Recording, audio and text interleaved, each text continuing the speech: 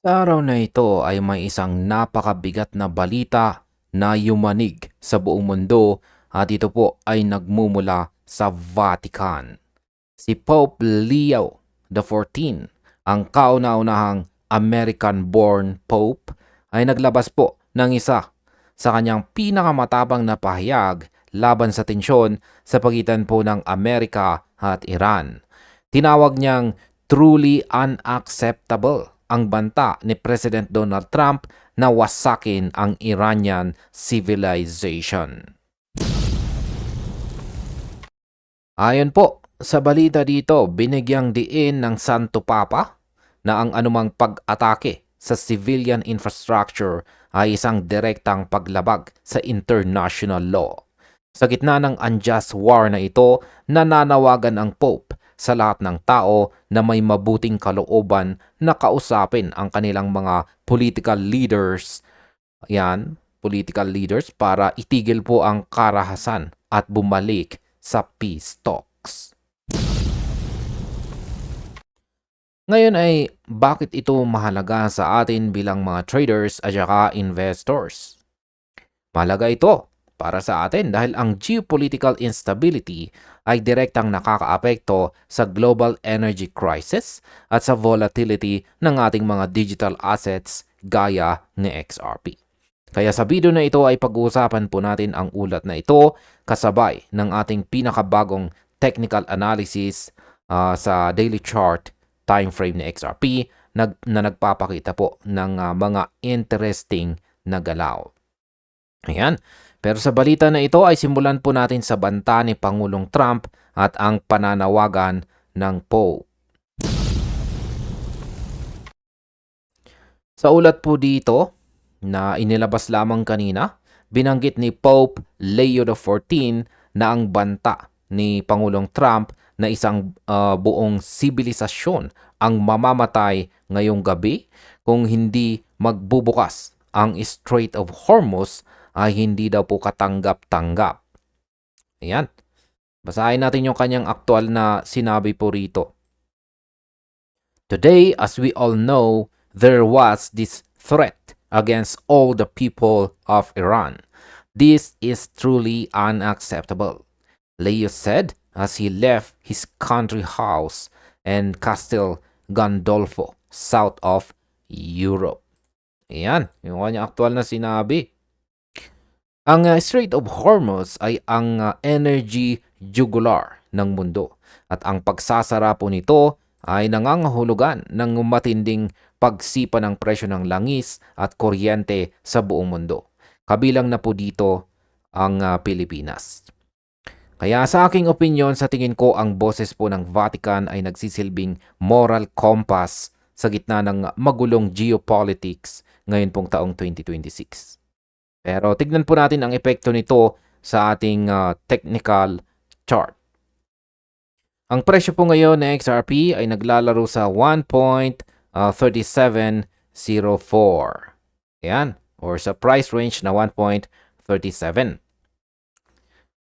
Kahit may ganitong klaseng gulo sa Middle East, mapapansin po natin na si XRP ay nagpapakita ng resilience.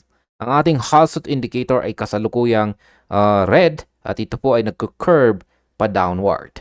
Pero kung titignan po natin ito ng mabuti, particular po dito sa kanyang dulo, tila mukhang nagsisimula na po itong mag-flat. Ibig pong sabihin yan ay ang matinding sell pressure na nakikita natin itong nakaraang linggo ay unti-unti na pong humihina. Ang balita po tungkol sa giit ng Pope para sa kapayapaan ay pwedeng magbigay ng panandaliang relief sa market. Dito sa ating chart, ang major resistance po na dati na 1.3211 ay nabasag na. Ayan, nabasag na muli, paitaas. Dulot po ng candlestick na nabuo kahapon. Ayan. At ito na po ay nagsisilbing current major support natin.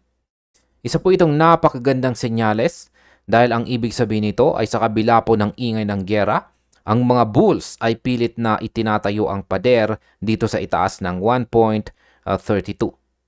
Kaya ang opinion ko po rito ay hanggat ang ating Halsut ay nag-flat naghahanda po ang market para sa isang trend reversal. Nitong mga nakarang araw naman ay nakakita po tayo ng isang napakalaking bullish candlestick. Yan, kahapon po yan ang malaking bullish candlestick na ito. At kung mapapansin po natin ay tumama po ito sa ating minor resistance dito po sa 1.3833. Sayang nga lang at nagkaroon po ng rejection sa price level na ito. Ngayon ang kasalukuyang candlestick naman natin ngayon ay isang small bearish candle na naglalaro po sa ilalim ng 1.3833 resistance natin dito. Ito po ay normal na breather. Yan, breather matapos po ang isang malakas na pag-akyat natin kahapon. Kaya ang opinion ko po rito ay tignan po natin ang ating QQE mod indicator dito sa ibaba. Yan, para makita na po natin ang underlying momentum. Mula po April 4 hanggang April 6, nakakita po tayo ng tatlong magkakasunod na lumiliit na mga red bars. Ang ibig pong sabihin yan, kahit red pa ang mga bars, paliit na sila ng paliit. Isang malinaw na sign na napapagod na ang mga bears.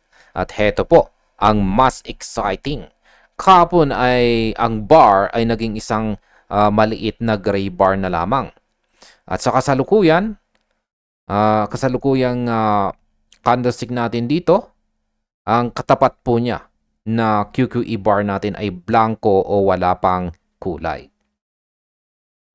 Sa technical trading, ang paglabas po ng gray bar dito sa ating QQE mod indicator matapos po ang sunod-sunod na red bars ay madalas na hudyat ng transition phase.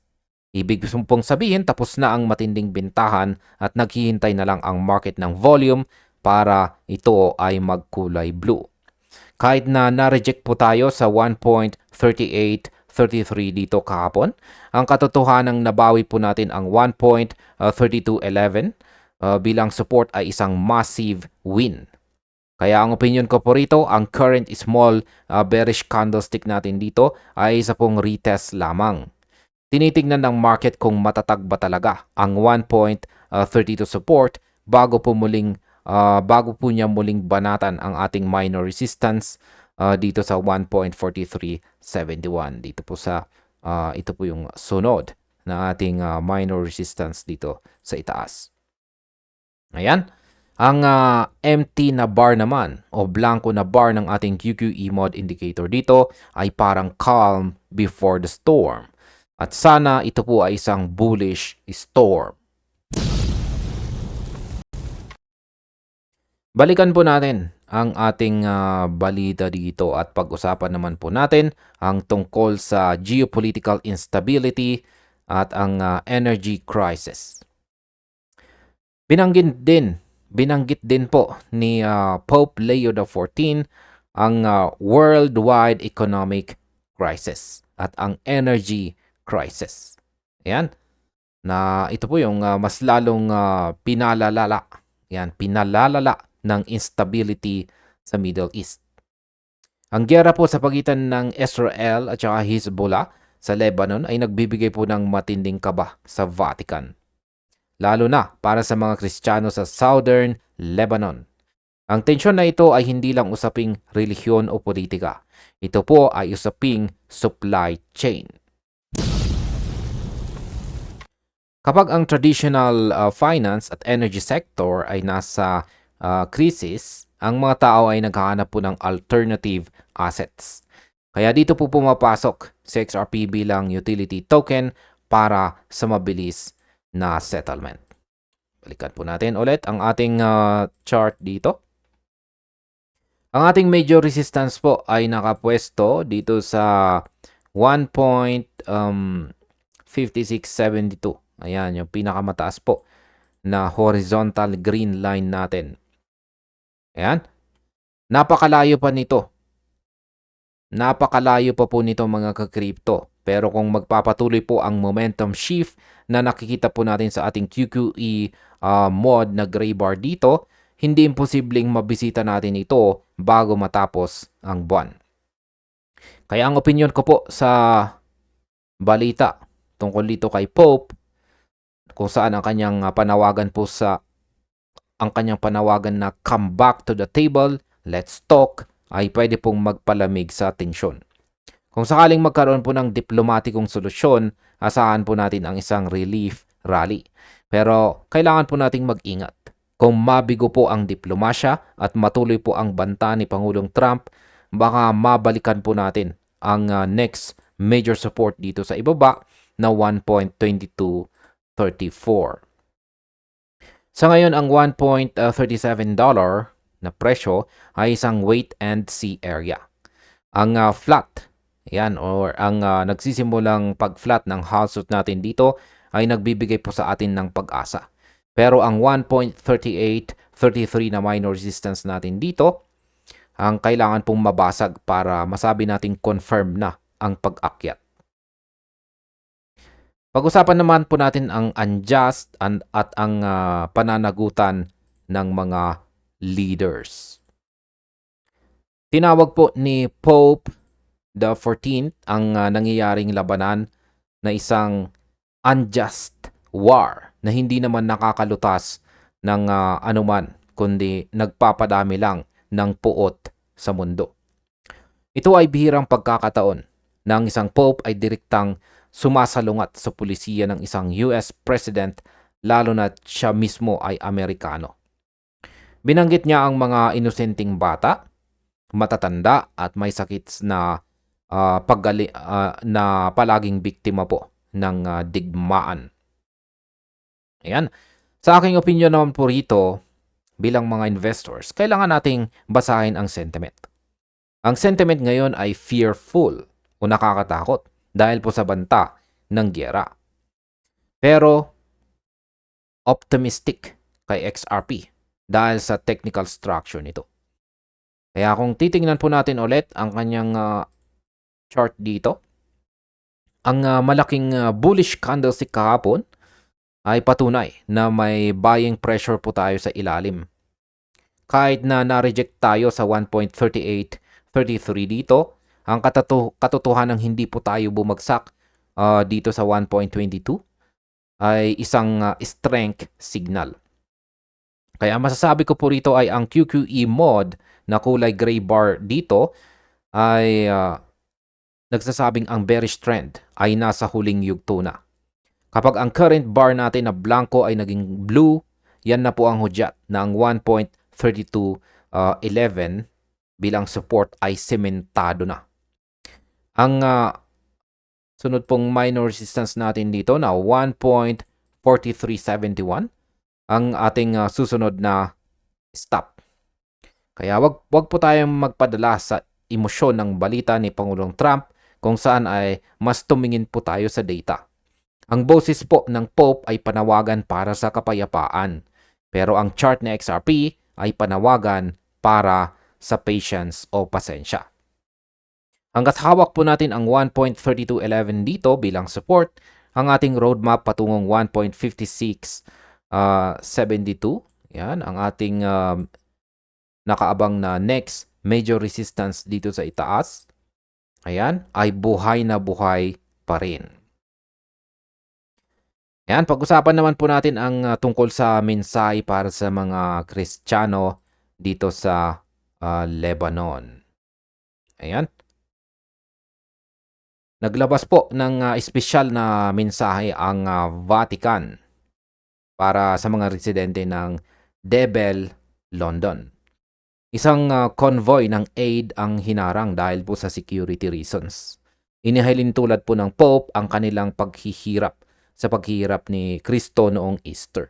Ang instability po sa Middle East ay talagang umaabot sa humanitarian level.